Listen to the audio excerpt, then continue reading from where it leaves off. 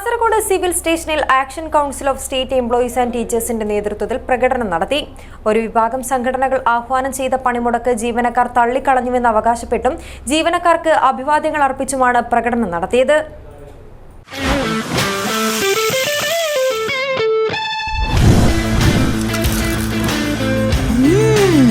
Alruba fried chicken masala, natural herbs, no artificial color, no MS.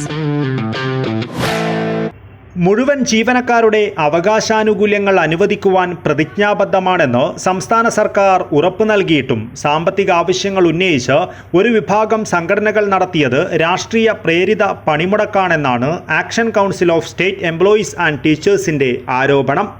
ഒരു വിഭാഗം സംഘടനകൾ ആഹ്വാനം ചെയ്ത ഈ പണിമുടക്ക് ജീവനക്കാർ തള്ളിക്കളഞ്ഞുവെന്ന് അവകാശപ്പെട്ടും ജീവനക്കാർക്ക് അഭിവാദ്യങ്ങൾ അർപ്പിച്ചും action council of state employees and teachers Kasaragod civil സ്റ്റേഷനിൽ പ്രകടനം നടത്തുകയും ചെയ്തു.